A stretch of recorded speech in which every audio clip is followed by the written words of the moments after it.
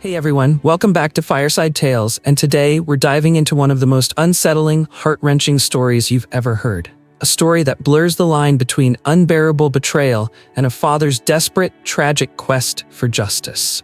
This isn't just another crime tale, it's a deep, raw look at how a hidden evil can shatter a family and force one man into making an impossible choice. Grab your headphones and settle in, because what you're about to hear will stick with you long after the video ends. It's a warm, humid evening in Baton Rouge, Louisiana.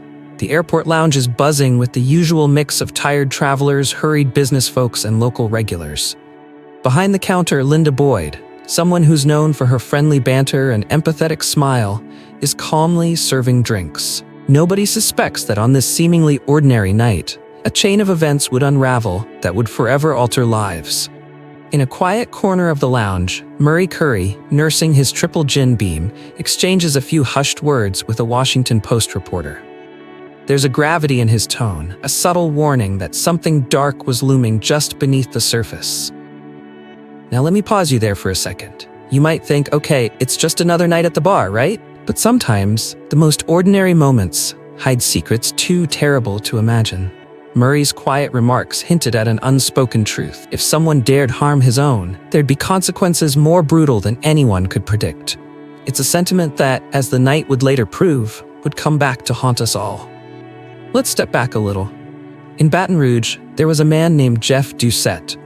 On the surface, Jeff was everything you'd want in a community figure. A charismatic karate teacher with a knack for inspiring kids. He quickly became a familiar face at the local dojo and even earned the trust of families who thought of him as a mentor. But behind his warm smile, Jeff was harboring a dark secret. Over the course of several months, he began to cross lines that should never be crossed, slowly grooming a 10-year-old boy named Jody. Jody wasn't just any kid. He was the apple of his father Gary's eye. A child whose bright potential was tragically marred by the actions of someone he once trusted.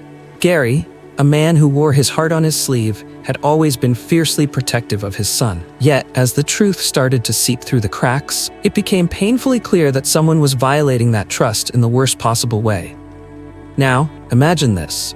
What begins as innocent interactions at the local karate class soon morphs into something sinister. Jeff's charm masked his true intentions. He was gradually, meticulously testing boundaries, small infractions that escalated into a full-blown abuse of trust. The way he ingratiated himself into Jody's life, the subtle manipulations, all painted a picture of a predator slowly perfecting his art of deception. And the horror of it all? This wasn't a momentary lapse. It was a calculated, relentless process that extended over months. While most of the community remained blissfully unaware, within the walls of one fractured family, a storm was quietly gathering.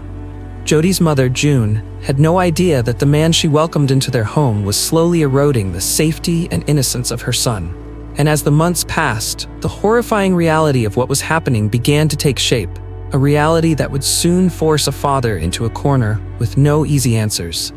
One day, the unthinkable happened. June, already reeling from the strain of a bitter divorce, found herself facing a nightmare. Jody, who had once been the light of her life, was suddenly missing. The hours turned into days, and the anxious calls to friends and family went unanswered. Then, out of the blue, a call came in. It wasn't June's voice on the other end. It was Jody's.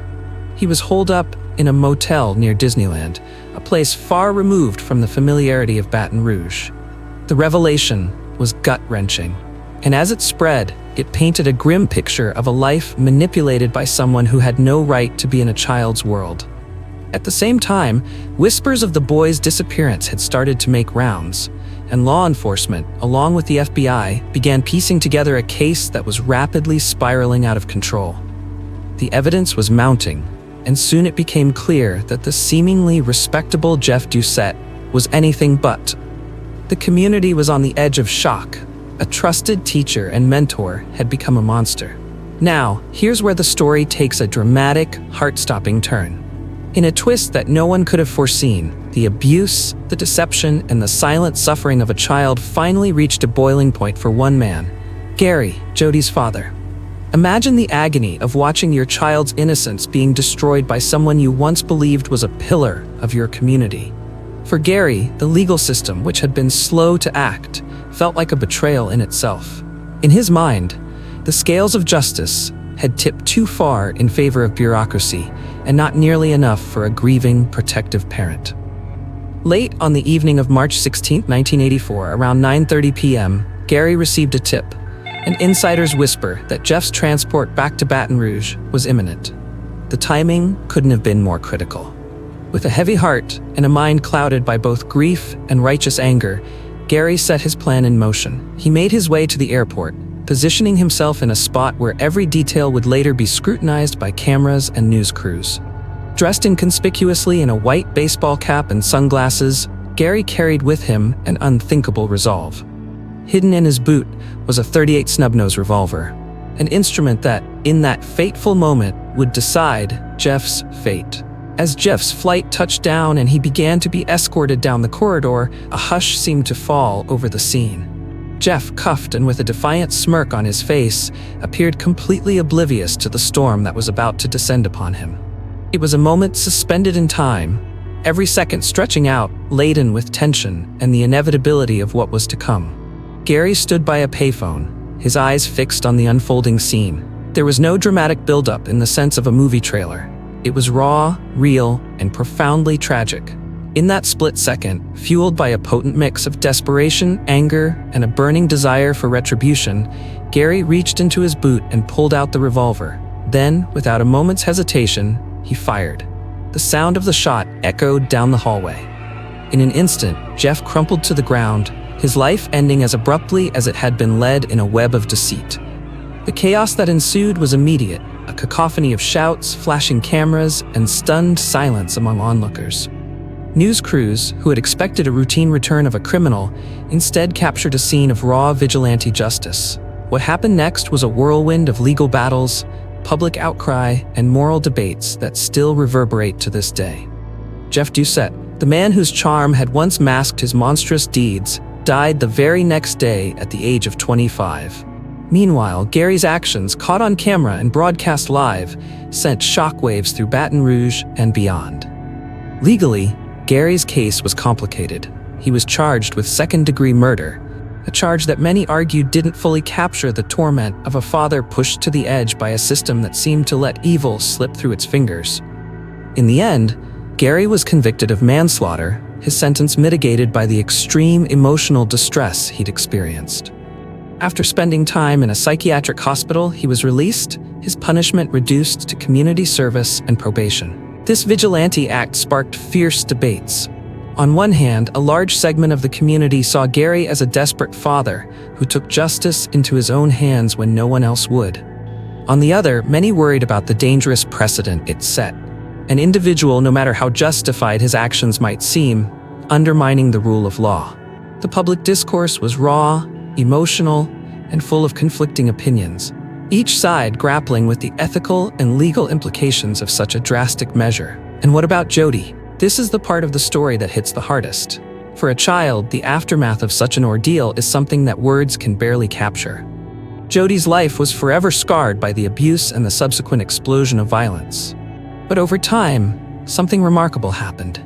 Despite the unspeakable trauma, Jody began to reclaim his life. He transformed his pain into a mission to educate others about the risks of abuse and to help prevent similar tragedies from befalling other vulnerable children. Graduating from Louisiana State University with a degree in general studies and minors in psychology, speech communications, and philosophy, Jody went on to become a sexual assault counselor and prevention educator. His journey, though marked by deep scars, eventually evolved into a beacon of hope and resilience. He even authored a book titled Why Gary Why, a raw and honest exploration of the events that tore his life apart and forced him to confront the complexities of justice, revenge, and healing. As we sit with this story, it forces us to confront some incredibly tough questions. How far would you go to protect the one you love? Is there ever a line that should never be crossed, even when the legal system seems to fail? Gary's actions, though seen by some as a cry for justice in a broken system, inevitably raise the question: does vigilante justice undermine the very values we hold dear, or does it simply reveal the limits of our institutions? This case is a stark reminder that behind every headline, every shocking moment of violence, there are real lives, broken, searching, and struggling to find meaning in a world that sometimes seems overwhelmingly unfair. It challenges us to think about what justice truly means and whether the personal cost of taking the law into your own hands can ever be justified, no matter how deep the pain or how high the stakes. So, what do you think? Was Gary's drastic action an act of a grieving father defending his child against an unthinkable evil, or did it cross a line that society should never allow? I'd love to hear your thoughts in the comments below. Let's talk about where you stand on the blurred lines between justice and revenge. Before you go, if you found today's true crime story engaging, hit that like button, subscribe if you haven't already, and ring that bell so you never miss another episode on Fireside Tales.